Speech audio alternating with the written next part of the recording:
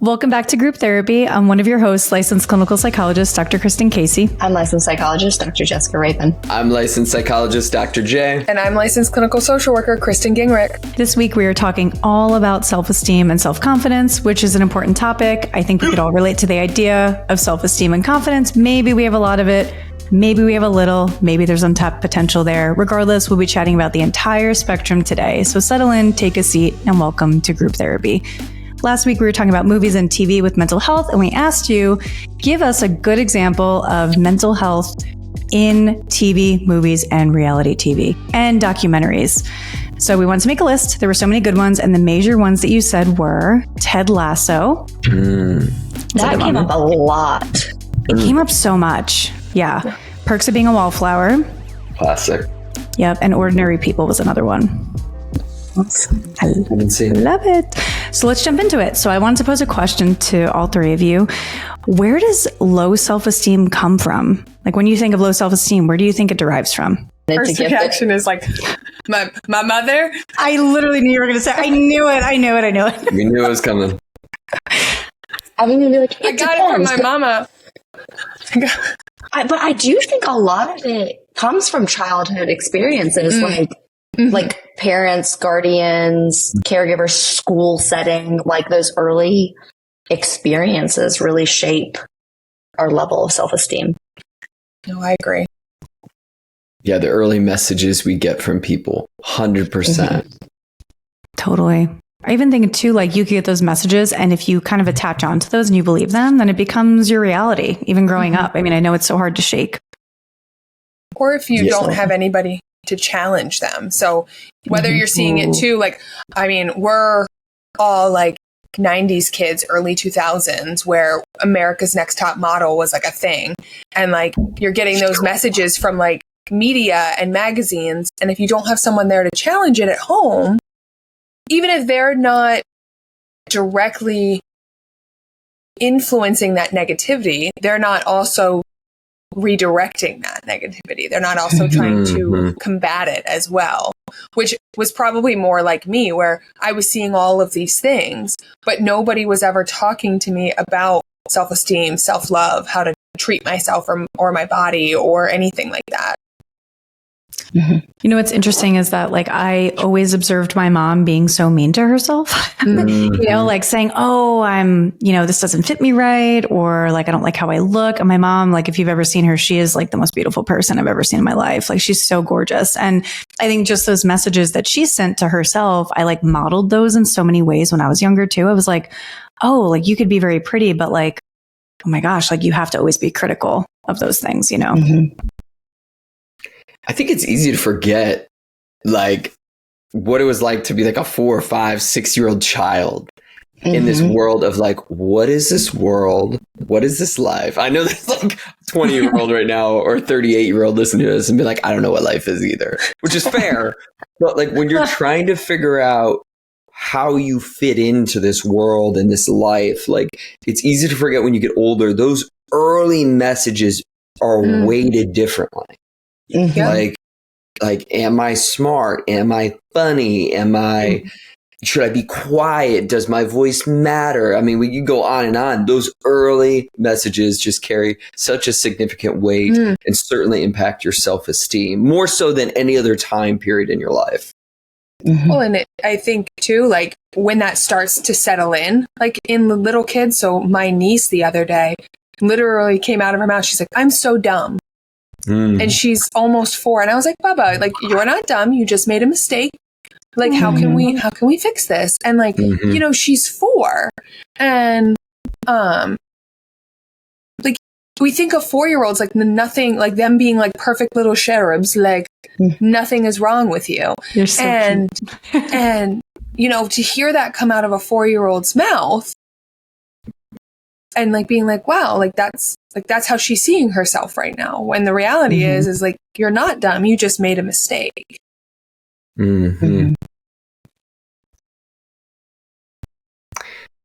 Yeah, it makes me think of there's so many of these different terms out there, from self-esteem to self-confidence, self-efficacy, self-worth. So at least with self-esteem and self-confidence, since those are the words we put in the title of the episode, can we get a working definition of what is self-esteem and self-confidence? Are they same? Are they different?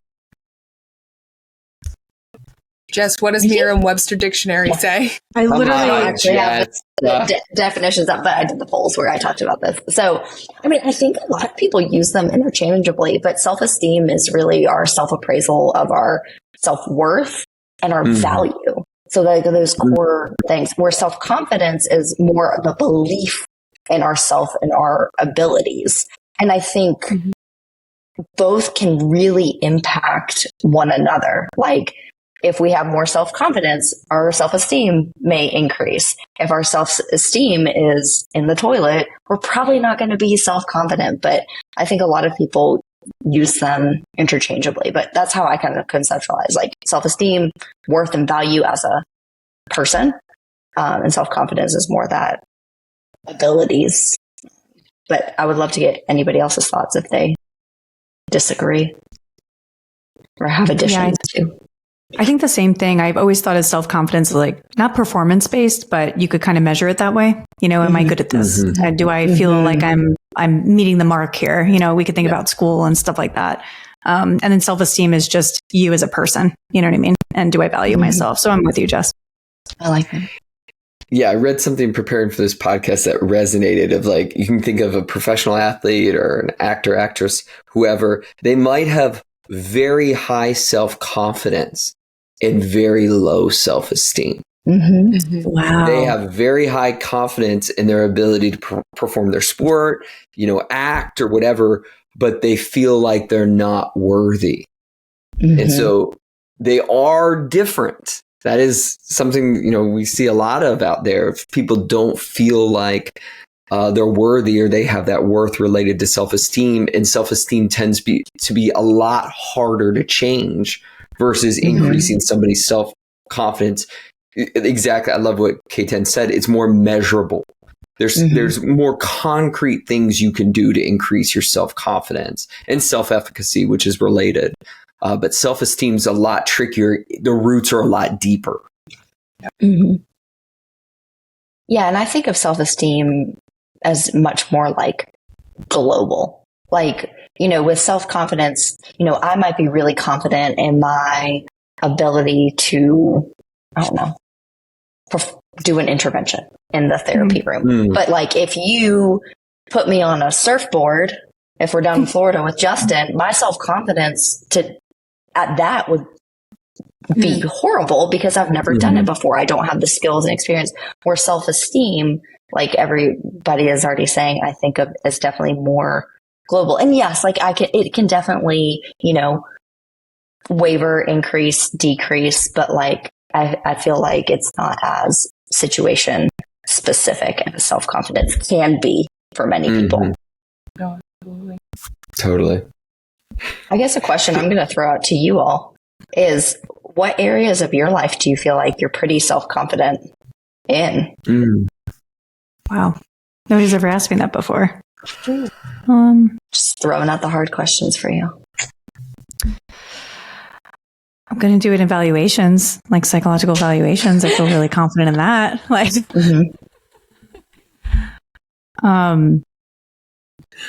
I'm pretty confident in being a hot mess. Can I validate that? Can I validate that? Like, how do we measure this? Yeah. I would say, like, you know, I have my moments in a lot of ways, but I'm actually pretty confident now in being like a parent. So great, like, Kristen. It ebbs and flows because, like, you know, being like, I'm always faced with like new challenges, right? My kid just went to kindergarten, so like that's like a new thing. But like, I think like at the core of it, I'm confident that I will show up for my kid. I validate my kid. I emotionally am there for, like, a lot of like those core parenting things. Like, I have down, or as down as like any parent could have. And so I would say like I'm pretty confident in that, minus like as life changes, because sometimes, you know, those curveballs happen and I'm just like, I don't know what I'm doing. But I know at the end of the day, I have the skills to fall back on that keep me moving forward in that. Yeah, it's so funny you mentioned that because now I'm evaluating what's my confidence in my parenting abilities. I'm like, less than what you just said. The first things that are coming to mind, I have a high confidence in anything physical activity. I came from a family that we just did a lot of physical activity. We played a lot of sports. I feel pretty confident in learning any new physical activity. Within our field, the thing I have the most confidence in is my ability to focus and listen to someone. I don't know if it's related to having OCD and being obsessive in general, but that's never been a struggle for me. And I know all my ADHDers out there are always like, bottle that up and give me a dose. But it's a pro and a con. Like I will fixate and be locked in and can really hear someone. I rarely have my attention pulled in a lot of different directions. There's times I hate that aspect, if I'm being fair. Sometimes I wish I could change the station in my brain. But within our therapeutic sense, I never worry that I'm not going to be able to hear someone. I'll hear them. That's great. Awesome. When you said that, like being like I'm like ADHD, it made me laugh because I'm like, I have confidence in my ADHD. Sometimes it's too much where I watch someone, will do something one time and suddenly like, I could do this. Like, oh, I'm watching someone take an engine out of a car on YouTube. I can do that. Absolutely. Good. Like, I'm good. I did like a cookie decorating class, those like royal icing cookie classes. Those Back are in like, so fun. I don't even remember. I did it in like December, I think, for like Christmas. And like, I thoroughly was convinced. I was like, I could do a business in this. I could do this. I love it. It's completely in Delulu. Like, absolutely. But like, sometimes I feel like sometimes that self-confidence gets me in trouble. Like with the ADHD of like the hyperfixation. And I'm just like, I could do that. And I'm like, no, fuck, I couldn't. Like, no. Can lead you to test new things out, though. I mean, I think Openness to experience. Yeah. Everything is strength and a weakness. And give it 3 weeks when the hyperfixation wears off. And then I have all the supplies to do it. And then there's 17 projects lying around. They're in piles. In printers. You're definitely in piles in KBI's house for sure. Yeah. Like, what about you, Jess? So I would definitely say overall, I'm pretty confident in my job as a psychologist. Obviously, that wavers depending on what is presented with me. But I love, Justin, that you kind of broke it down to like the part that you're most confident in. Because I think one area that I feel most confident in within our profession is my ability to like establish rapport and kind of read the room, especially working in the hospital. Because, I get consults where they're like, so they hate therapy and therapists and mental health, but we really think that you need to go. So good luck. And, still just, yeah. And, I like, this is also kind of nerdy just with my love of research and stuff. I am confident in my ability to like look at things very objectively, like look at the data and facts and like, talk to people that maybe have different beliefs if they're willing to engage in a civil conversation and like hear them out and like challenge my own beliefs. But that took a while to get there. And I think a lot of that was graduate school and having to read research and kind of look at the evidence, and I've applied that to other aspects of my life. So just kind of being objective and middle of the road on things. I love that. I feel like grad school really helped me like master not engaging in confirmation bias too. I'm like really looking at the full scope of things, Yeah. Love that. No, I agree with that. Yeah, it's just interesting how it goes back to, it's like your self-confidence in like being a therapist or anything you do for a profession. It's like early in the beginning, it's like you sort of expect it to be relatively low. Like it's hard to have confidence in something that you don't have much experience or mastery in.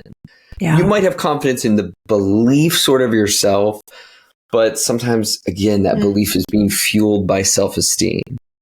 But it's just interesting that self-confidence sort of grows and becomes more measurable. And now I'm like, when I pick up new clients, I don't worry. There's a little bit of anxiety there because it's new and there's sort of like an excitement there. But like, I remember how much I'd worry every time I pick a new client. Like, gosh, what am I going to do for them? How am I going to help them? Like, I better keep reading all these books. And like, just like, what are the measurable strategies to engage? Like, I would lose my mind reading books. Like, anything, like, just to try to like, but now it's like, it's changed.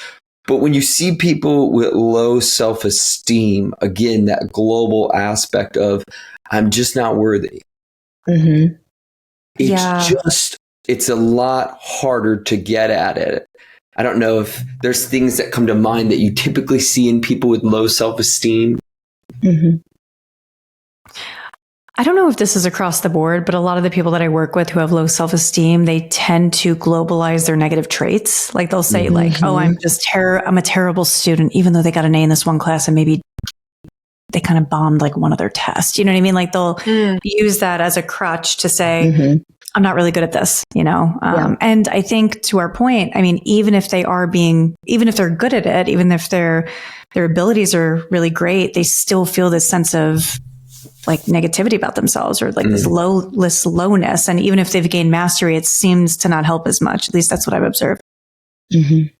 Yeah, a lot of things are coming to mind that, especially working with primarily teens, I see a lot of individuals that like will qualify their statements or like second guess themselves as they're talking. Like, oh, I know this might sound bad, but, or like, oh, I probably shouldn't do this, but, or like, no, I don't, like in second guessing themselves, qualifying their statements. Behaviorally, at least in the therapy room, I see a lot of like hiding positions, if that makes sense, like crouched over, kind of like trying to be smaller, not fill the space, kind of hide, not making eye contact, which doesn't necessarily have to be low self-esteem and also is a cultural thing. But, you know, I see those kind of behavioral indicators a lot, kind of looking down when talking in a like lower tone when speaking about an opinion, or they're speaking their mind on something, just to kind of hide themselves. Yeah, I see this presence of, and again, you can call this anything you want, but I see the presence of this inner critic of like, this brutal judgment, very similar to what you're saying, K10, of like, I suck, like, I'm terrible. Like, of course, you know, I messed this up because I'm messed up. It's like, it wouldn't be like, that was a really tough therapy session. Like, as a new therapist, I didn't know what I was doing. It'd be like, no, I suck generally. Like, I'm a bad person. So that's why that session went badly. Not that I'm a new therapist who's learning skills and that's why we have supervision and classes and whatever. But it's just this overall presence of this almost person that lives inside your head, just being critical of you at every step of the way. I feel like in almost everyone I've worked with low self-esteem, it's that presence of that. Again, I like to give it different names, that critical voice, you know, perfectionistic voice, whatever you want to call it. Mine's name is Frank. Yeah, Frank. I named him Frank because he likes to be a dick every now and again. Because I worked really well for me to personify him. But like that inner, like I have a quote and it's actually sitting right next to my desk. Ooh. And I love it. It's my favorite thing in the world. It hung in my office and it says, be nice to yourself. It's hard to be happy when someone's mean to you all the time. That's a great one. Oh, that's so true. Yeah. And like and I always like when I'm working with clients and like, especially around like self-esteem or the way that we talk to ourselves, which plays a role in our self-esteem. I always tell people like, you spend 24 hours, 7 days a week with yourself. Like you're going to talk the most shit to you than anybody else in this world. And so we need to make your mind a nice place to be, because all it's going to do is tear you down. And I also try to work with people, like also to identify, like for some people, like who is that voice? Because is it your voice or is it the voice of someone you know, like a parent? Good question. Or a friend or a family member. Most of them times it's a parent. And a lot of times when we start to name that, then we can start to identify like those core pieces. I love that. I even think too, like, I think a lot about like fundamental attribution bias and how sometimes people have a tendency to like attribute their shortcomings to dispositional traits. Like, I'm not a good student because I got a C on an exam when really the exam was just hard. Like literally, like it was just a really tough exam. So I think for some people who have like low self-esteem or even self-worth, they have a tendency to internalize those things and think like, I'm just a bad student. Like I'm never going to be good. And then to Justin and KBI's point, like, those thoughts kind of become things, you know what I mean? It becomes your whole worldview of like how you view yourself and others and like your abilities. And that just spirals unless like you kind of get a hold on it. Yeah. Yeah. I really kind of like what KBI was saying. I really like to explore with clients, like, where does this belief come from? Like when do you first recall not feeling good enough, worthy enough that you had value? Or a lot of times, like I work with a lot of high achieving individuals that truly believe their worth is based on their academic achievement. Like, if I do not get an A, I am worthless. I'm this horrible person. I'm lazy, whatever else. And it's like, where does that belief come from? And kind of like KBI said, but I don't say it in the same words and I might steal how you said it. Like, whose voice is that? Like, is that you setting those expectations or those beliefs about yourself? Or were you receiving messages as a young child that, going off the grades, like, did your parents say, oh my gosh, you got a 99, why didn't you get a 100? Or were they like, oh my gosh, you did awesome? Or did they say, you tried your best, we are so proud of how hard you tried? Because those are all different messages. And I think for many of us, we think it's our voice saying we're not good enough, we're not worthy enough. But when you actually start digging deep as to where that comes from, it's those early childhood experiences like we already talked about. And I think too, Jess, kind of going off of that, I think sometimes like you were talking about like parents' praise. Sometimes I don't even think it's intentional from parents sometimes. Oh, I agree. Right? So I can remember like my childhood and my parents never tore me down. Like they said I had to get good grades because I was going to college, and like they had, like, if I got a C, it wasn't great, but I wasn't like chastised for it. But I remember only ever getting praised for 95s, 99s, 100s. I was never getting praised for anything else. I was only getting praise when I was doing things well. And anything that I even did, even if I tried really hard and didn't make it, I never got praise for even trying. And so that doesn't mean that my parents, I don't feel like my parents like meant to cause any self-esteem problems because I don't think that that was their intention. But I think even sometimes the lack of that also causes it in a non, you know, harmful way. Yeah. Right. I even think too, just like you said, KBI, they weren't praising the effort, they were praising like the outcome. So then it's like you're focused on that conditional outcome, right? And then you're like, okay, if I don't make that, then I'm not good enough, you know? And I think even to add to that, I don't work with adolescents or children, but interested to hear your thoughts. I do wonder if peer influences matter too. If you're bullied, you know, when you're younger, or like if your peers are saying, oh, like you're not cool, then you're automatically going to think, oh, I'm not the cool kid, like something like that. You know, I do wonder if that impacts kids too and growing up. Absolutely. No, I think 100% it does. Yeah. Yeah, it does. 'Cause we need to belong, and even those early peer groups you sink into. Yeah. I think it's at the age of 12, but it's either 12 or 13 that influence from parents matters less than influence of peers. Peer influence then begins outweighing, because we learn around that age that I'm not just around my mom and dad all the time or my family members. I'm around for a good portion of the day. I'm around all these peers and I got to fit in. So it matters a great deal how you fit in and matriculate. But just adding to the conversation a bit, like I see a lot of shoulds, like in sort of the cognitive self, like there's in people that have low self-esteem, it's just always like, I should get A's. I should be reading all these books to get better at this. I should have done this sooner. Like, it's like in any capacity, there's a critique of why you're behind or not good enough. True. Yeah. And I know a lot of the acceptance work we do becomes really philosophical, but there's just a lack of a belief in common humanity, meaning that we are flawed beings trying our best in this world. But when all of us want to have purpose and fit into society and have worth, there's sort of tangible things that we're up against, which is we got to make money to live. You got to feel like you have some skills. And it's wild how complex the concept of self-esteem really is, because it's not to be like, yes, if we feel like we have no strengths and can just like, again, not add to society or community, it's okay. You can still have high self-esteem. Really? And I think this is the interesting part about it is there are tangible things about how we have to feel like we have a role and contribute in society. And it makes it complex because we know our society is not perfect and neither are we.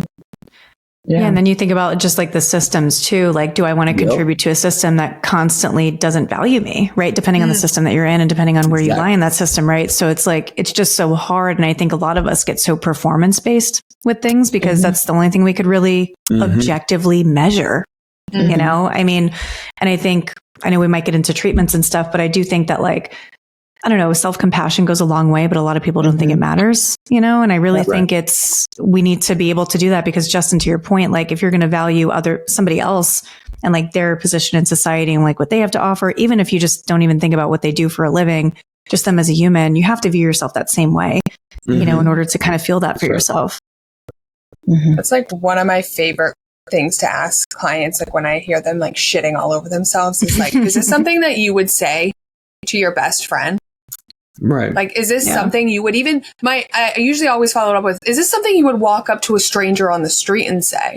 And if they say no, like if you're not willing to say it to a stranger, then why are you willing to say it to yourself? Right.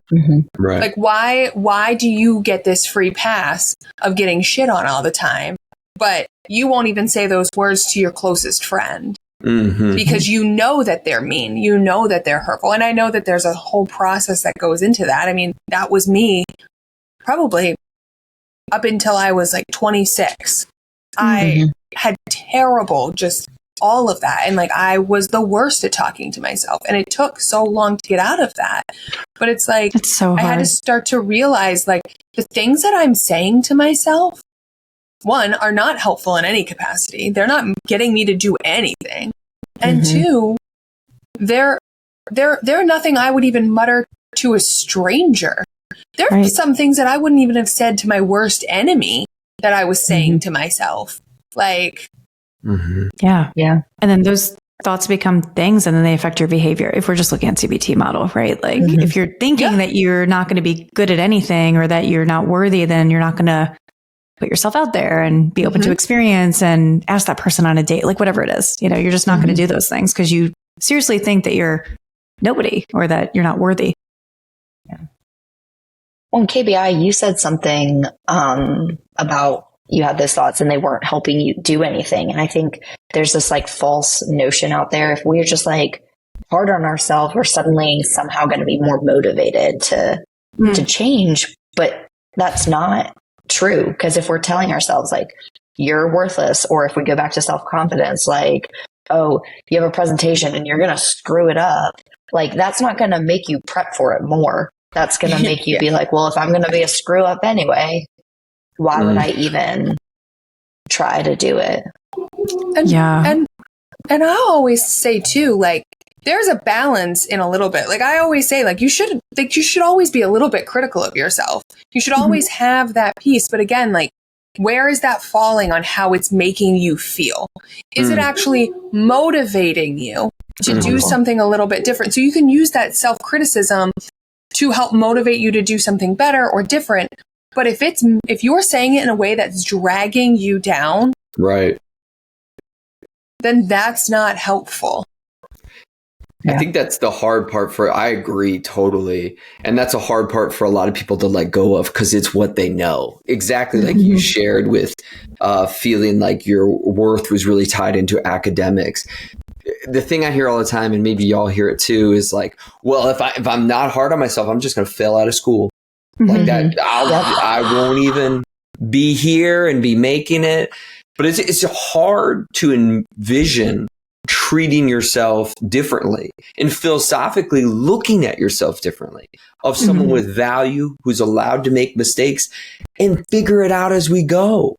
Yeah. But through the lens of perfectionism, and I'm totally on the bus with you, Jess, of like, you got to know where this came from. You have to understand how this came to be, because there's no just random 5-year-old out there who just spontaneously one day was like, I'm just pretty worthless. Can you imagine? I'm just picturing Oliver coming up to me and being like, Mama, I'm like, I would die if my nephews came up to me and said that. I'd be like, listen, shut up. You know, all of us would be like, where the hell did that come from? Right. Yeah. Well, like, I always tell people like, saying I'm dumb. Like, I'm like, no, you're not. Oh my God. No, you're not. Who told you that? Right. Let me fist fight him. Yeah. Yeah. That I love what KBI said earlier about like, would you say this to your best friend?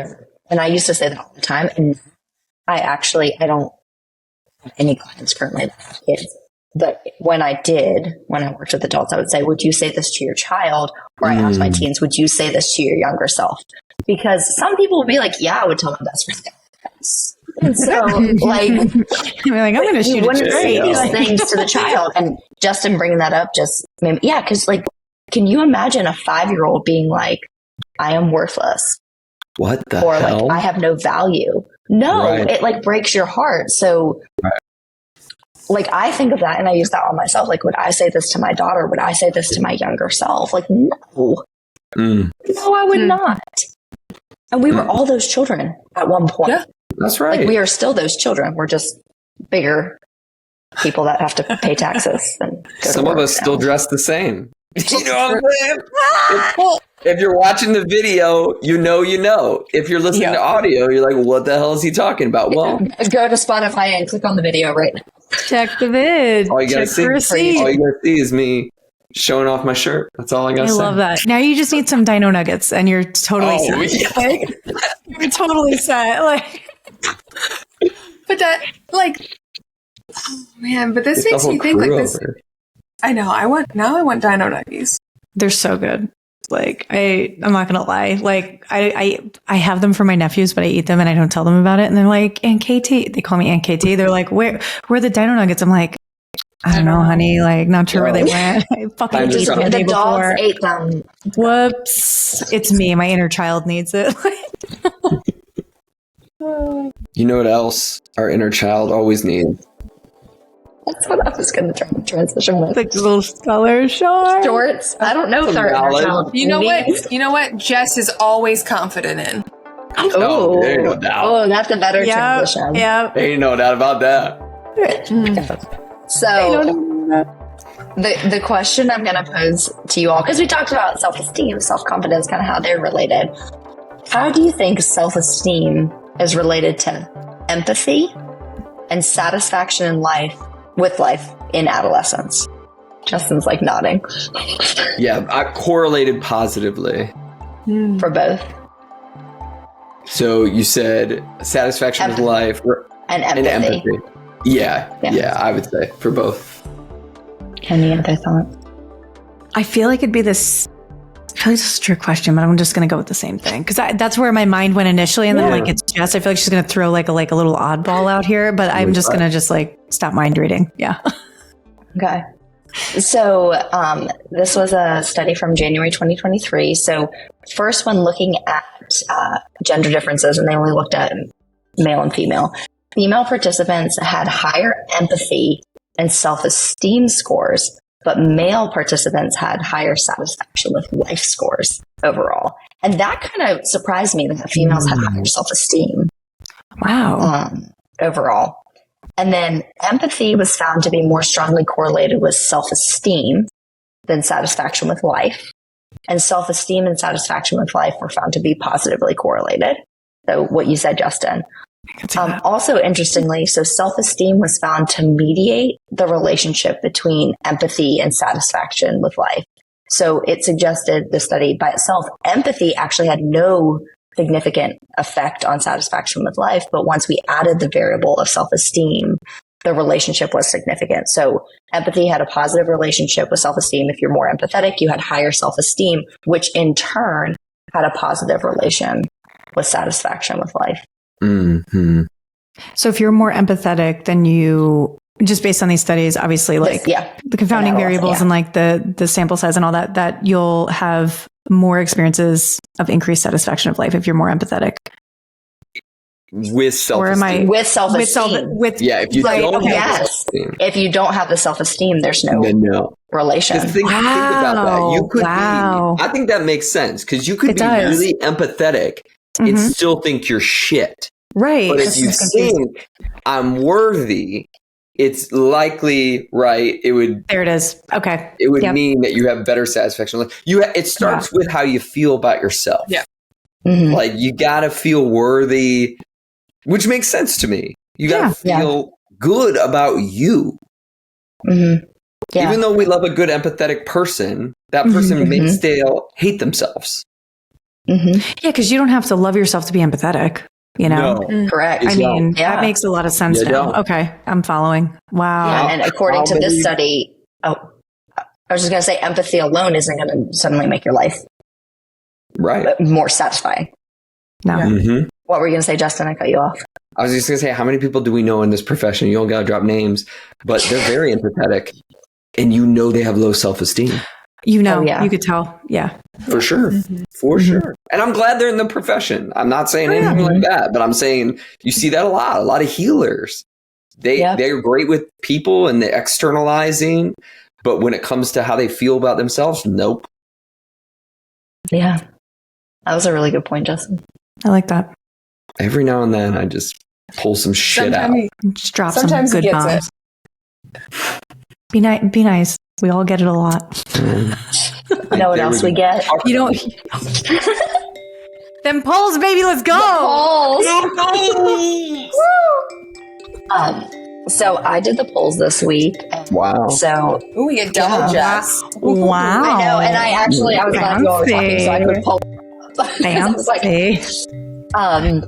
So, and I said this in the Instagram stories, but I wanted to say it on the podcast too. Sorry for the weird glitch that suddenly had flashing on two of the stories, I trigger for seizures, and I felt bad. I didn't catch it until we got a couple of messages about that, so I don't know what happened. So I apologize. You did your best. Glitch. But the first poll question was, although there's overlap, did you know self-esteem and self-confidence are different? So the options were yes, and I know the difference. Yes, but I'm unsure of the differences, or no, this is new to me. I feel like it's between the top two. Okay. I think it's yes, but I'm not sure that there's I'm not sure what the difference is. KB, I was correct. Yes, so 51% said yes, but they're unsure. 35% said yes, and I know, and then 14% said no. This is new to me. Love it. So, love it. Hopefully for the 65% of people that didn't know or unsure, you learned something today. Okay. Self-esteem is how a person perceives their ... Options were value and self-worth, skills and abilities, appearance, or personality. I think they got this. I think with the prompt, they got it. I was shook about it because I was like, I know what it is, but are they going to know? But I feel like they do. I feel like they know. Yeah. Yep, 89% of group members said value and self-worth, followed by 8% that said skills and abilities. So that gets into kind of that overlap. And 3% said appearance, and 0% said personality.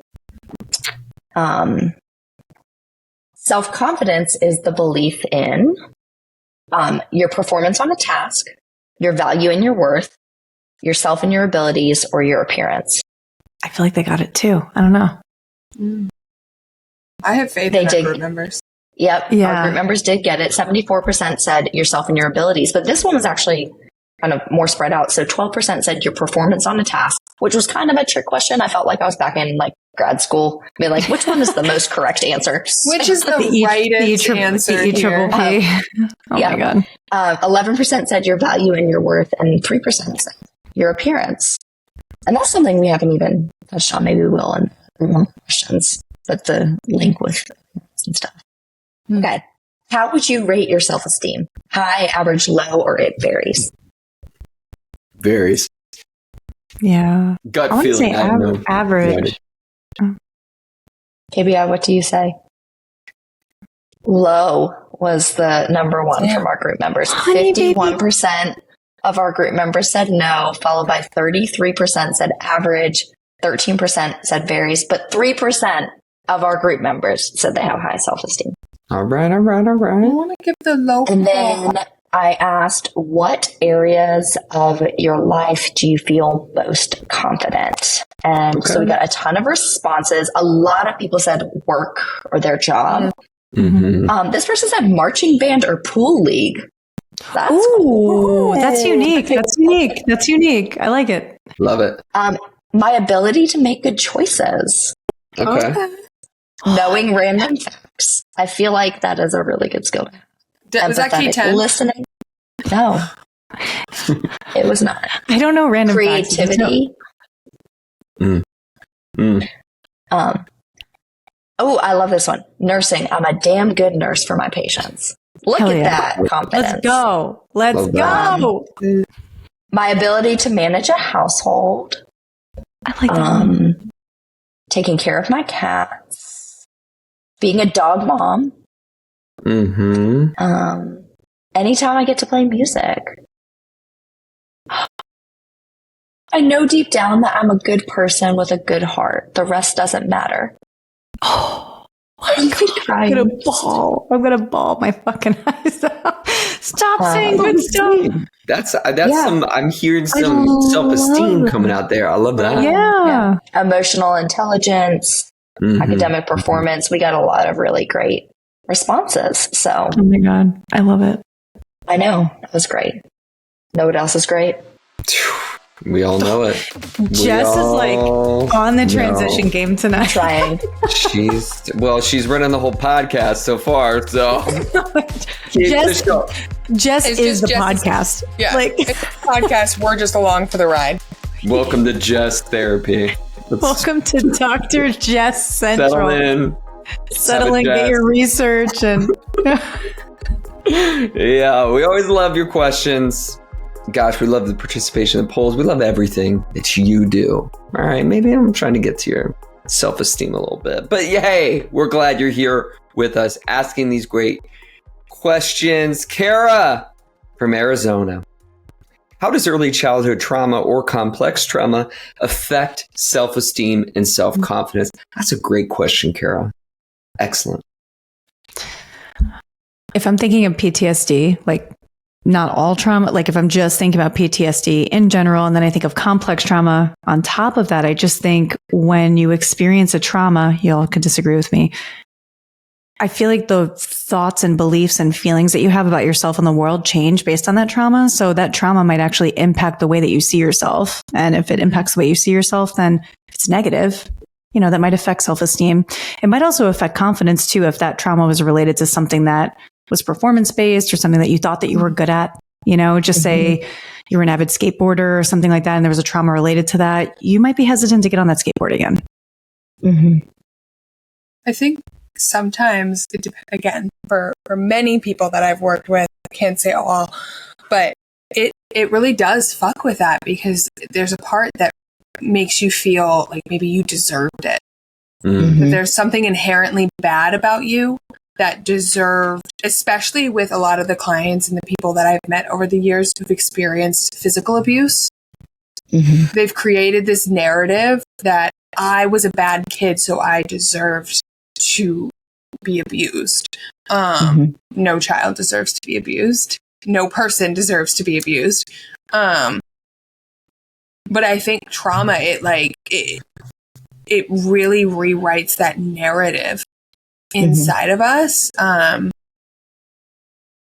Even neglect, right? When we have things that are like emotional, physical, whatever. Why am I not worthy enough? That was something that I struggled with for a long time. Why wasn't I worthy enough for that love, that attention? Then there's something inherently wrong with me. And so I think that plays a big piece in that, of just like, where do we fit in this world? Mm-hmm. Yeah, KBI, when you were just talking, it made me think of a question that I've asked and I've heard other people ask when it comes to like abuse and trauma. And, you know, is even if the person's not ready to talk about it, but asking the question, you know, why do you believe this happened? And I think that can give us a lot of insight into, does the person perceive like I was not worthy or I'm a bad person? And can we then change the narrative? Because if that's the answer, like, oh, this trauma happened because I am a bad person. Yeah, that's going to affect your self-esteem. Not only will the trauma itself, but then we're diving into that core belief. And like we've already talked about, like you have to understand where this belief, feelings of unworthiness, you don't have value, come from. And the other thing I was thinking about is we've already discussed and highlighted how, you know, parents just like praising A's, but not praising effort can really impact our self-esteem and feelings of self-worth and values. So if you've gone through complex traumas throughout your childhood and you're getting message after message of whatever it is, that it's not safe to be around certain people or your body isn't your own, whatever it is, that is absolutely going to negatively impact your self-esteem and your self-confidence. Totally. Oh, yeah. Mm-hmm. Yeah. Savannah. Ooh, Savannah. We're in football season now, Savannah. So I'm just going to drop a little OHIO on your Michigan booty. But I will say this, Savannah. You might not care about sporty mixed sportsters, but your Detroit Lions. Savannah's out there like, I don't care about sports. Just answer my question, please. But big week 1 win for the Detroit Lions. I'm not going to. Pretty good. Yeah, you know what I'm saying? Great question, though. I like this a lot. And we get asked this in a lot of different ways, almost every episode, but we want you to get the most out of therapy. What would you say is the best way to bring up this topic of low self-esteem or low confidence in therapy with your therapist when you feel at such a low mood or feel ashamed to even ask? I mean, I was going to say just say it, but I know that's not It's in my head. A helpful answer. But so one thing I tell my clients to do, if there's a topic that they are too scared to bring up in therapy, type it on your phone, send it to me in an email, write it down on a piece of paper and hand it to me. Like, because then all you write or type on your phone is, I want to talk about my low self-esteem, but I'm too scared to say it. Okay, now I know what you want to talk about and I can start that discussion. But I would imagine, Savannah, not knowing you, that the shame about asking is a product of your low self-esteem. That's a therapist right there. Oh, that's a solid therapist. Jez, way to market yourself. No, I'm kidding. I know that you're not in private practice, but no, I guess as a therapist, how I would imagine receiving it too is just with love, you know, like if it's hard to talk about, like, and a client says that to me, I might say, let's talk around it first. We don't have to talk directly about how it affects you, but like, what do you think of self-esteem? Where did you learn about the concept of it? Like you could almost kind of talk around it before you talk about it. And I think it warms people up. So that might be something to bring up to your therapist too. If you're like, hey, I don't want to talk about like the personal stuff yet, because I'm inching into this, you know, but could we talk about the concept and what you think of it and kind of gauging their stance on it too might be helpful. Megan over in South Dakota. This question got asked in a lot of different ways. How can a person increase their self-esteem? And I know we've covered a lot of these. I know, again, one of my main approaches is starting to get a firm understanding of what led to your self-esteem being this way. because that allows us to understand the messages we internalized as a kid within our culture, within our family, how we started assigning worth or meaning to ourselves. But for me, it's hard to do any self-esteem work without understanding that. Because then we can start internalizing exactly what KBI was saying before. Whose voice is this in my mind? How did this shape who I was? From there, you can do some inner child work, sort of some re-nurturing work of how you would like treat yourself if you were sort of like undoing some of those things. It can lead to doing values work, strengths work. There's a lot of different directions you can go here. But the reason why, especially with values and strengths, is when you begin to value yourself, because we know self-esteem is more internal, self-confidence often is external. But when you start to value yourself, the things you like putting energy into, and again, you don't have to be perfect at them, but we can highlight certain specific strengths that you have, whatever they are. And you're like, these are the values I hold as a person. Maybe not society, maybe not my family or these other things. You begin to lay the foundation of who you are. Therapy is a beautiful place to do that. So I know I threw out a lot there, but that's sort of the path I think about going forward. Dropping bombs of knowledge. I love it. Yeah. It's all right. I can't even that say was more. so comprehensive. That was like a literature review on it. Like I love it. Sometimes you just get a little bit lucky. Tiffany from UT. Is UT? Utah. I was like, the University of Tennessee or the University of Texas. Tiffany, Probably wherever Utah. you are, thanks for your question. There's a little bit of nuance in here, and I like your question. How do you build self-confidence in yourself when you have failed so many times? There's some Just know judgment. that feeling. But in my head, everybody has failed many times. Like, what if you had a friend who failed many times? What would you be saying to them? You would be lifting them up and saying, hey, there are times you haven't failed. Like, that's one of, I know we said this earlier, but like, one of the ways that I work on my self-esteem is like, I acknowledge, yes, if I failed, I failed. But I also say, you know what? I at least tried. Okay. Maybe I did it completely and utterly crash and burn, or was it a baby step forward because it figured out something that wasn't working? Like, I try to like switch my mindset a little bit in that of like, okay, yes, yes, this didn't work out. It failed, whatever term you want to, but now I know that doesn't work. So I can try something different. Love that. I even think too, like, go ahead. What were you going to say?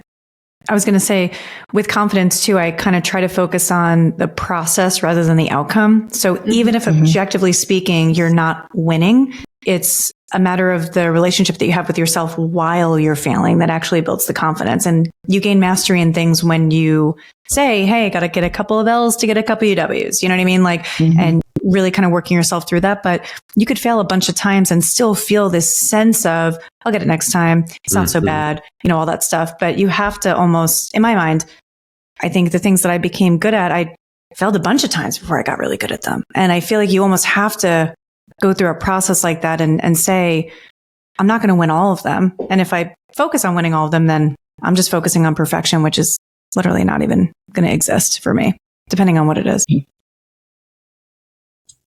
Whenever my clients talk about failure, I always like to ask them how they're defining failure. Cause like, and this might just be me conceptualizing it, other than like tests, there's very few things that like we could call 100% total failure. Cause like even say you went to run a 5K and you only made it 2 miles. You didn't complete the 5K, but you still ran 2 miles. You didn't fail at running because you still ran part of it. Or, if, I don't know, say you're starting a business and it didn't go as planned. So maybe, and using something that K10 was talking about, like just focusing on the outcome earlier versus the process, maybe the business didn't go as planned, but what did you learn along the way? Now you have more knowledge of what to do the same, what to do differently, things like that. And so when you I don't know. I like to think about, how are you conceptualizing failure? Are there any things that you have learned? And depending on what it is, like, once again, working with like teens and, some college students, are you defining failure as like, oh, I'm not doing well in these classes and I wanted to, go to med school, but I'm failing, quote unquote, all my science classes? Well, why do you have that dream? Like, is it a you thing? Is it somebody else? Can we change your path? Is this really an area that you want to do? And I bring that up because if we're doing something that, going back to values, which Justin said, is not really aligned with our values, we may be more likely to quote unquote fail because it's actually not aligned with the person we are. So do we need to kind of switch directions and build our confidence in another area? Mm-hmm. Ryan, I love the way you spell your name. Out in Arizona with an exclamation point. Let's go. I felt the dry heat in that exclamation point, Ryan. I'm very confident in myself when I'm at work, and I do a very good job caring for my patients. But I struggle to have any confidence in other aspects of my life. What advice do you have to help me carry that confidence into, quotes, real life? Well, first off, your work is real life, Ryan. Come on, Ryan. So let's hold up a minute. You think those patients don't feel like that's real life? I bet they sure do. Specificity here is piquing my interest. What areas? Because this could get so nuanced. You might be like, I struggle to do physical exercise. You could be like, I struggle with small talk with people I don't know. You could say, I struggle, having pop culture knowledge. But when it comes to self-confidence, I'm curious, like, what areas are you sort of like wondering, like, what could I improve upon? Because work's a real important area. But I'm curious of where you're sort of doubting yourself or feeling like you don't have this confidence into your, quote, real life. And are you comparing that too? Are you comparing like the level of confidence that you feel at work versus being a parent or whatever else, right? Because I'm sure at work there was, an onboarding procedure and a procedures manual and people telling you exactly what to do. When you're a parent, I mean, you have to hope that somebody's going to help you, and there's a million different ways to parent, right? So are you comparing an objective measure of work to potentially a subjective measure of parenting? So it's like, I always think about the comparison too. And I'm going to make an assumption for Ryan that this person works 40 hours a week, 8 days a week, 5 days a week, 8 hours a day. That's 40 hours that you're working in something, building what we call mastery. Yes. Are you spending 40 hours doing anything else in your life? Because I bet if you took 40 hours and applied it to skateboarding, you'd feel confident skateboarding. If you took 40 hours, you'd be Tony Hawk, and applying it to, why can't I think of anything outside of skateboarding? Art. I don't know. Painting. You would probably build that skill. Going to the gym, right? I have been going to the gym since March. In March, I couldn't run 20 feet without feeling like I was going to die. And now last week I ran 2 miles. And so that's from March until September. So that's lots of months. I'm not going to do that math. I'm a social worker, guys. We don't math over here, right? So that's also what I tell people is like, if you feel mastery in something that you're doing 40 hours a week and you're going to try to compare that mastery that you've been doing maybe 40 hours a week for 5 years, again, not doing that math, but that's a lot of hours.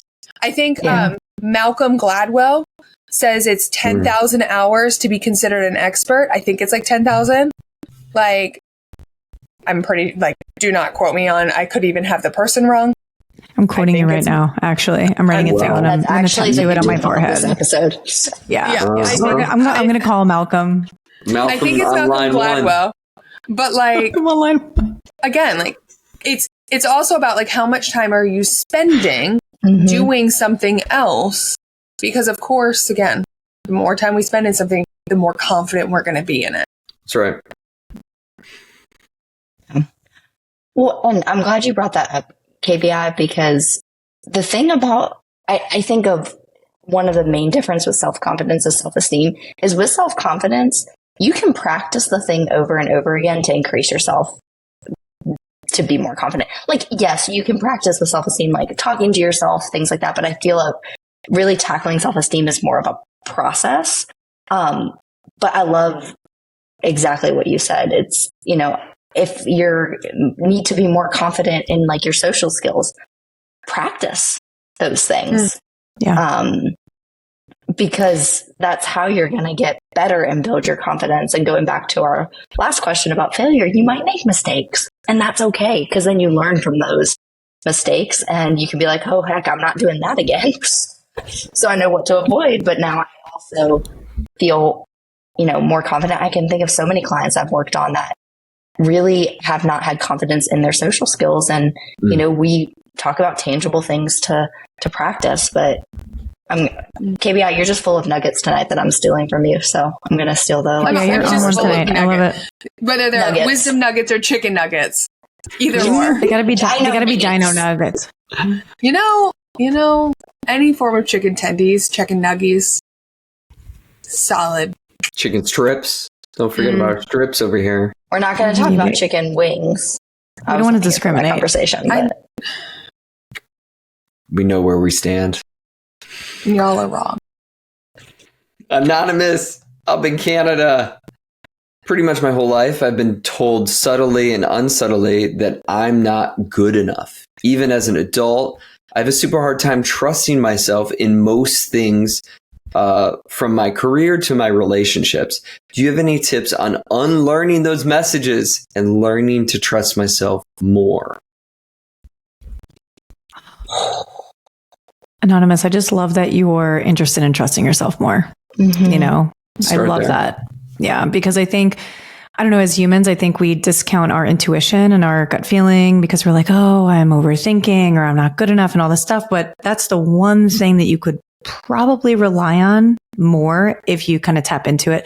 And I know with trauma, and I'm not sure exactly what you've been through, but sometimes those messages can get muddled in those belief systems that maybe people have told you and stuff like that. But I always try to say to myself, because I've struggled with this my whole life too, of like, if nobody else was on this earth and I was going to do A, B, and C, I was going to be in a relationship with this person, or I was going to go do this one thing, what reservations would I have about it? Like what would I feel a lack of confidence in if nobody else was watching, nobody else was keeping score? What about my own thoughts is holding me back? And I try to just pretend like I don't have them. And I try to just fake it. And I'm like, I just do it scared. I'm just going to try it, depending on the person. Relationships are a little different, but once you try, you almost have to be a little vulnerable with yourself. You almost have to take risks, even though you don't feel it. And then eventually you learn to trust yourself. I think it depends on what it is, though. Totally. Yeah, I love that.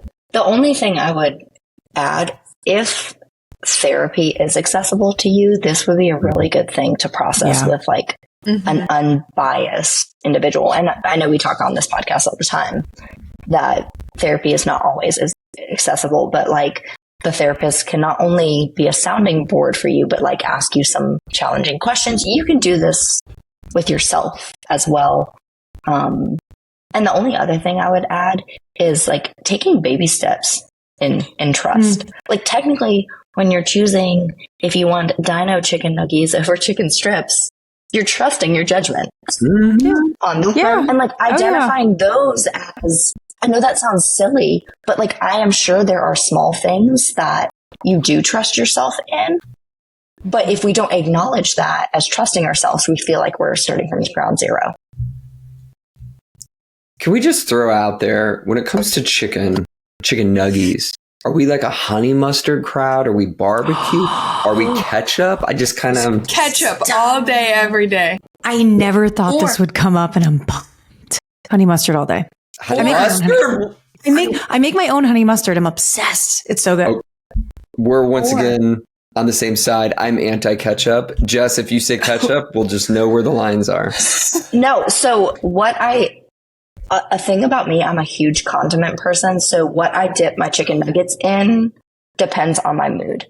So sometimes, like tonight, I had chicken nuggets, but I put buffalo sauce on them and dipped them in blue cheese. Some days I'm a honey mustard person. Okay. Some days I am a ketchup, but that's very rare. We're a big barbecue family. Ooh, gotta have This it. is surprising to me because Jess is very a calculated person. So Not when it knowing comes to this about condiments. Jess Not condiments. Let is them flow. unsettling. I feel like Jess is very predictable in certain areas, but she has like certain levels of spice that just like hit us out of like, nowhere. that Like was these not- that condiments was are my like gun sauce punching. for my chicken nuggets. Literally. Yeah, it really is. Yeah. Just, and I know I wasn't here for the chicken wing conversation, but just like the type, if I was going to go to B-Dubs, Buffalo Wild Wings, like the type of sauce I order just depends on my mood. I'm not like, I'm always going to get this. Mhm. I like that shit. That's good. That's like the only unpredictable thing about me. Yeah, like that's. Now, have you ever made campfire sauce, which is ranch and Barbecue. not buffalo barbecue mixed together? Mm-hmm. That Wait, shit is what? good. Say it again? No, I mean, no. It's campfire sauce from Rabon. It's their sauce, and you mix. Why do I keep saying buffalo? It's not buffalo. Barbecue. I'm like so Barbecue sauce confused. and ranch dressing. You mix them together to create its own sauce. This is, And then you oh just- man. Barbecue It's just- sauce is very. So it's like, what kind Yeah. of barbecue? I have You know, so many that's what questions. I'm thinking. Literally No. any barbecue sauce. No, you have to do. It's I like a offer Sweet Baby Ray's. Let's You talk cannot about do a mustard-based barbecue sauce That's with what I'm ranch. saying. If you know barbecue What the fuck sauce is a varies mustard-based drastically. barbecue? I live in North fucking. Carolina barbecue sauce is mustard-based. It's Okay, first of vinegar, all- yeah. Okay, first of all, K10 lives in Missouri, There we in go. Kansas Barbecue- City. Y'all barbecue live in the capital of the South. world. I live in the Florida is whitest not the state South. in, It's like the fake South. in the United States. Like Yeah. we got Sweet Baby Ray's. That is our buffalo. That is Listen. If in anybody conclusion, saw me at the grocery store getting Sweet Baby Ray's, like I would be like annihilated. Like I just You're wouldn't kicked be able to out. live here. No. Yeah, I'm kicked out. You're Get out of out. Missouri. You're done. See You ya. didn't belong here to begin with. Yeah, get out. well, now After that, we get off the pod, I'll show you how many barbecue sauces we probably have. don't be shy. We'll cut at the end. Stay tuned, and we'll have some video of the sauce. And now y'all know where we stand on it. A surprisingly anxious human is what they put as their name. Oh. We love that. Also from Canada, a little back-to-back Oh. Canada. Does Canada have barbecue? If not, come down. I don't know if you want to. We have our issues down here, but we won't get into that. I used to feel so confident in my career. I've been working in healthcare for over a decade, but lately my confidence in my abilities has taken a nosedive, and I don't know why. Is there a way I can get my confidence back, or am I just going to have to fake it until retirement? I'm going to jump in once again and say, I got questions here. A surprisingly anxious human. The specificity. And I know you said, I don't know why, but I feel like that's the key to the door here. Of your confidence took a nosedive and you don't know why. Was it the increase of technology? Is Chat GPT taking over your job? Is it this younger generation coming in and telling you this is how you open Excel? I'm just throwing things out. Did you get a new boss and a new manager who talked down to you? Is insurance ruining your life? But I say all that to say, as I knock everything off my desk, there's so many things that could be impacting it. But when we get to the core of what's knocked it, we can start thinking of possible solutions or outcomes or how to remedy it.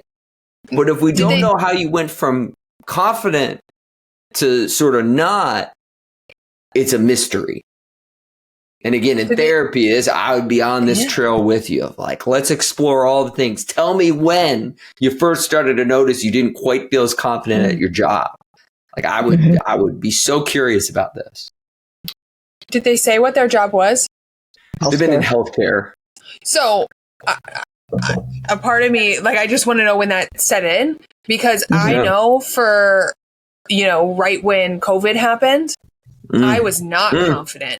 I was confident in my ability to show up But like, I was not confident in my like telehealth abilities. I was not confident in navigating that space because it was so new. And again, whatever healthcare is, like, like I know that played a huge impact. But I think you're right, Justin. Like, needing to figure out some of those questions can be the door to unlock all of that. I think too, like when you start in healthcare, you start with really high confidence and low skill. And then as you go on, you get really skilled. And sometimes you get a little less confident because you know about all the variables that could happen. And I don't know what kind of healthcare you work in and what you actually do, but I would imagine that a decade in, you've seen some stuff, you know, I mean, you've seen it. So maybe you're kind of thinking about like, I might not know everything, you know, I might not know all the answers. And I think that's okay. The only other thing I'm potentially thinking about, just healthcare, and we know burnout has been really high for healthcare workers. So are you feeling more like burnt out from your job? Is it feeling more like a chore? Maybe you're making more mistakes. You're questioning if you want to be in the profession. And that in turn is negatively impacting your confidence. Because I know for me, like if I'm feeling burnt out, even if I'm doing the same intervention or things like that, I don't feel as effective as a therapist. Like my confidence as delivering services is down. So you might not be feeling that way, but saying that you work in healthcare, that was my thought. Totally. Tatiana, right up in Orlando. Love it. Fellow Floridian. Oh, what a good reflection question you asked here. I realize I tend to sound cocky sometimes, but in reality, I'm trying to seem more self-confident than I really am as a way to hide my insecurities. Woo! Is that a common thing? And how should I actually improve my self-confidence instead of just putting up a show? It's a really good question. I know I say that so often, but it is. They always come up with good ones. Like, I do. That's a really good one. I'm going to pull a Justin here and be like, I have so many more questions because so you're trying to be self-confident as a way to hide your insecurities. So are the areas that you feel insecure about the areas you want to increase your confidence, or are you trying to be self-confident in other ways to kind of deflect?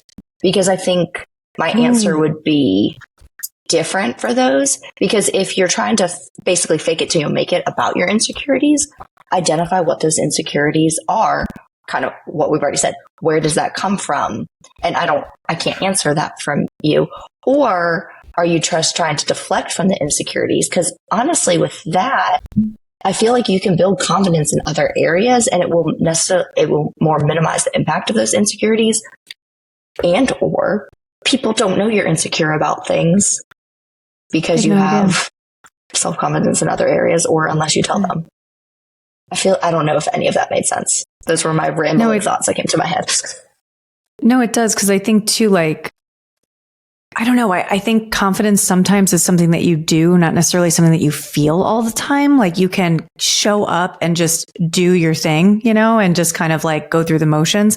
And if you don't feel it, maybe that feeling will come. But sometimes people tend to feel that like you said, Tatiana, like that cockiness because you're trying to overcorrect, because you're trying to like compensate for something. But really, I think it's just about showing up and really just trying to, you know, feel it for yourself, like doing it and then feeling it later. That's kind of, at least that's what I do. Like if I don't feel confident in something, I'm like, let me just do it scared, see what happens. Nobody else knows that I'm not confident. Nobody else knows. I'm just going to try it. Katie, out in Oregon, not Oregon. We don't say it that way. Oregon. How do you what know? does self-kindness, self-compassion fall with these two things? The two things being self-esteem and self-confidence. Self-kindness, self-compassion. How does it relate? So the research. Here we go. Let's go. So self-compassion is part of my dissertation. So self-compassion is more too. stable over time than self-esteem. And the thing about So self-kindness is a component of self-compassion. So self-compassion, if we're going off of Kristen Neff's model, is self-kindness, common humanity, and mindfulness. So self-compassion is a practice. It's not dependent on if we're worthy of anything, if we believe we have value, any of that. Anybody can practice self-compassion. It is a practice. It's not dependent on anything else. It doesn't fluctuate with, self-comparison to other people. So it's its own construct. However, we also know from the research that people that are more self-compassionate, if you're practicing self-compassion, that self-kindness, that common humanity that Justin already brought up, that like we all suffer, we all have shortcomings, we all have failings, in turn can help enhance one's self-esteem and self-confidence, because with self-compassion, you realize you're worthy just because you are. Yes. I love that you brought up Kristen Neff's model, because I researched her for my dissertation too. And the one key takeaway is, I'm so happy you made that point, is it's so much more stable over time, and people tend to overlook it a lot. They overlook like, what's the point of self-compassion, And I also think if you're more self-compassionate, it's way easier to be compassionate towards other people's shortcomings too. And I know people don't like to talk about this, like, oh, if it's other people, I'm cool. There is probably a deep part of you that if you're not going to see yourself in that light, it might be a little harder to see other people in a good light too. If you are struggling with that sense of insecurity and low self-esteem. Emily in Texas. Oh, this one's right up KBI's alley. Can you have too much self-confidence or self-esteem? No, I don't think so. I mean, I think you can turn into arrogance, and that's two separate things. Like, you can absolutely turn into like a dick. But that's more, I think it's more I think that comes into different personality traits than it comes into your self-confidence. Like, I think that those are two very different things, but I don't think that you can. I think that, it builds over time. I'm probably the most confident I have been in my life in a while. But I also think that, it's also remembering that confidence can wave. Like, I always joke, I have, bad confidence days, and I just have days where I just want to, crawl out of my existence, and days where I do crap talk myself a little bit more than what I normally do. But, I think once you get there, you start to see the difference between I feel good about myself and who I am and my self-esteem. And you start to see the difference between what that is and what something like arrogance is. Because I look at myself and I can say, yes, I have confidence and all that, but I'm not arrogant about it. I'm not, and it's hard to explain until you're kind of there. I feel like it's hard to explain. But yeah, I don't think you can have too much of it. I agree. I definitely, especially with self-esteem, I'm like, no, you can't say I'm worthy enough. I have value enough. I love myself. You can't have too much of that. This self-confidence, maybe, I think of self-confidence as approaching sort of specific things. Maybe, as KBI always says, you might fuck around and find out that maybe your expertise isn't quite where your confidence is, but that's just producing a result, That I shouldn't open a cookie business? Well, yeah, I thought of your cookie business. I'm maybe in the beginning you're very confident. You're okay, maybe my cookies need a little bit more snickerdoodle, and I thought it would just be there, and it's just not. See, I can make a cookie business out of my chocolate chip cookies. That I have high confidence in. I make the most perfect chocolate chip cookie, but anything else, that's a whole other conversation. Yeah, that's one of my all-time fave desserts. So underrated. When I come down, I will have you pick up all the ingredients that I need, and I will bake your ass chocolate chip cookies. Let's go. All right. I'll book my flight. I wasn't going to come, but Yeah. We're gonna come. Now. She's like, I wasn't going to come to the podcast gathering, but now I'm going to. Now there's incentive. Now for cookies. Yeah. No, I'm with you. I think when it borders arrogance, it's your inability to take feedback from other people and thinking that you're objectively better than others, when really, if you think about it, just say all of us, as mental health professionals, if one of us thought we were better than everybody else, we'd feel it. We'd be like, oh my God, they can't take feedback, or they just did this therapeutic intervention a little weird and they're not able to kind of see that, So I'm with you. But I think in terms of self-esteem, you're the main character in your life. You may as well love yourself. Shit. Yeah. I mean, I don't know. We got time for one more here from Double Anonymous. Don't know who they are, don't know where they're from, but they asked a question that was a thinker. I liked it. How do you maintain a consistent, quote, healthy self-esteem without it being constantly high or low? This is self-esteem specifically. Why can't it be consistently super high? That's like just going off of that last conversation. Like, why can't it be? I would say definitely it's more of like that ebb and flow to the low. But I also like, I think some days we just have not so great days. And I think it's acknowledging and being honest with ourselves of like where that is coming from.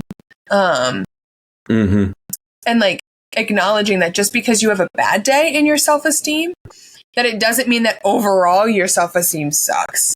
Because I think that there's a piece of that is human, right? When we make a mistake, we do feel bad that we made a mistake. It's okay to feel bad. It's just how do we talk to ourselves about how we did that? If we don't do as well on a test, like, yes, we probably really wanted to do well on that test. But again, it's how we're talking to ourselves about it.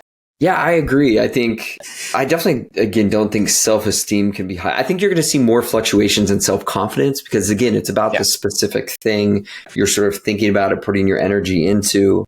But I think a lot of it is keeping compassion, keeping that common humanity, how you treat yourself when things don't go your way. I'm trying to think of areas where self-esteem might fluctuate. It's like sometimes just bad shit happens. Yeah. One after another. Maybe I'm going through that right now with my personal life. But like I've felt this in other chapters of my life where you're like, there's a lot of uncontrollable, shitty things happening to me at once. But like, I think some of this becomes philosophical of like, how do you deal with this? Do you start interpreting that in ways that are sort of unfair to this humanity that like we don't have control over everything? We don't. Some days it doesn't even feel like we have full control of ourselves. You suffer from any mental illness. I know for me, my OCD people, some days I just can't control those intrusive thoughts. They're just rampant. And I don't exactly know why. But if I can hold, at my core that I'm always going to be worthy of this life, of this existence, of opportunities, of being lovable, then when you go through the really hard times in life, you're like, this is part of it. The best and the worst things in life tend to be unexpected. But I can still be worthy in the midst of all that. Well, that sentiment. Sometimes easier said than done. Oh yeah. Truly. When it's a shit show, it's a shit show. You know what I mean? No. It's like, oh God, like, what am I doing? Like, what is happening? Well, this was such a great conversation, guys. As always, we love having these. We love getting the ideas from you guys, our group members. This is our Tuesday. Let me just restart that whole thing because that just did not work out for me. You're doing great. Well, guys, I love these conversations. I love pulling the ideas from our group members and hearing all of these wonderful questions. It's always so great. This is our Monday episode because this week we are now dropping double episode weeks. So let's go. If you didn't already know, because we've announced it on our Instagram page, we are now doing our Monday episode, which is going to be our traditional 90-minute episode, as you're saying. It's as you're listening. And then on Thursdays, we are going to be releasing a half-hour episode short session where we take maybe something that we didn't touch upon in the podcast episode. Maybe it's a current event. And we just talk about it for 30 minutes, just kind of like the beginning half of this episode. So we're really excited to be able to bring you double the group therapy each week. So super excited. I hope that you love it just as much as we do. Again, always remember to like, subscribe, share the episode with your friends. That's how we get the word out. We love hearing from you guys. And every week we leave you with a reflection question. And this week, I just want you to tell us a way that you can love yourself this week. Just one way. Love it. So make sure you let us know over on our Instagram page, and we can't wait to see you next week.